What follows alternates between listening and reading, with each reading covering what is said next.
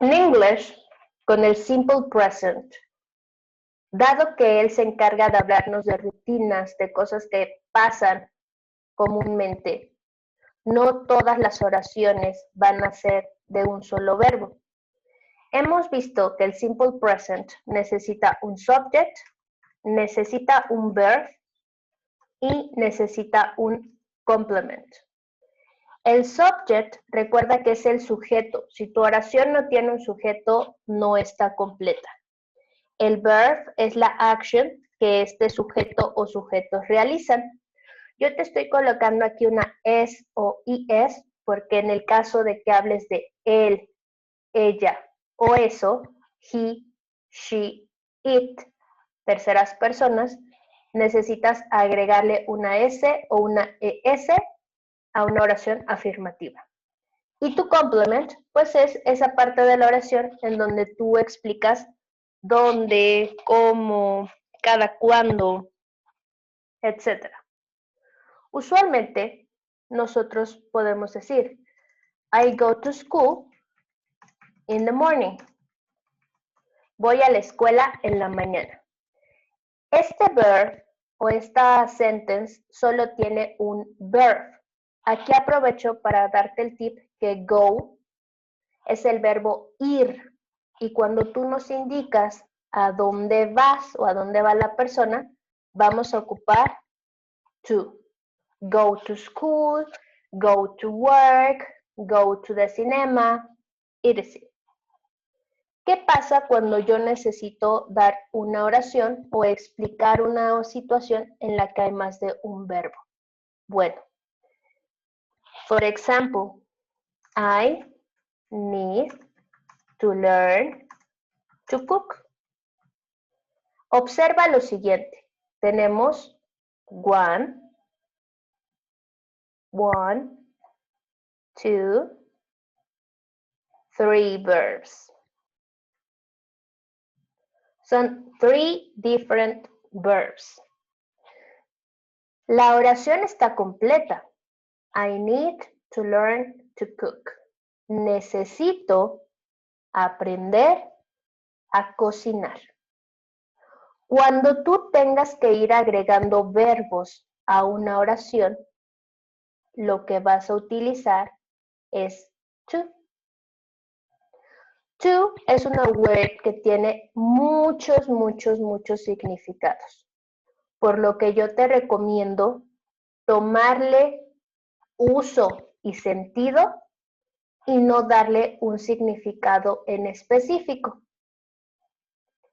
To, no hay un límite de to para poner en una oración. Si yo necesito, la oración me lo requiere y la coherencia también me lo permite, puedes seguir agregando to para ir agregando verbos. En caso que tú estés hablando de una tercera persona, va a ocurrir lo siguiente. She needs to learn to cook. Ella necesita aprender a cocinar. Quedamos que sigues teniendo one, two, and three different verbs. Pero como estás hablando de ella, necesitas colocar la S. ¿Qué pasó aquí? Bueno, que cuando tú estás hablando de una tercera persona y la oración tiene más de un verbo, la S solo se agrega al primer verbo. Los demás verbos ya no lo necesitan porque tienen a to. Es decir, después de to no le puedes hacer absolutamente nada al verbo. Eso aplica en cualquier tiempo gramatical que estés trabajando. Pasado, presente, futuro, tiempos perfectos, etc. Vuelvo a repetirte esta parte.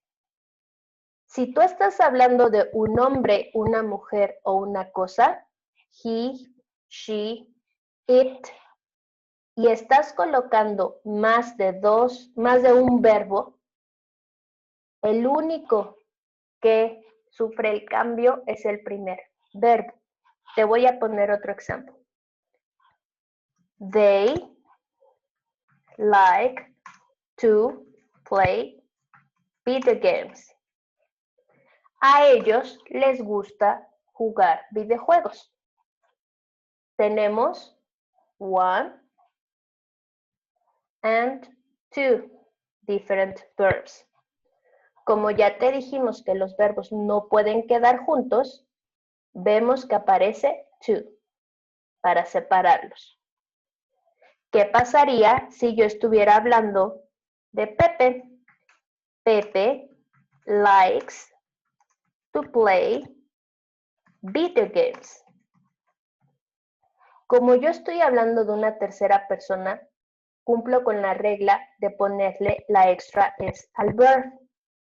Pero, como estoy agregando más de un verbo, este cambio solo aplica al primero.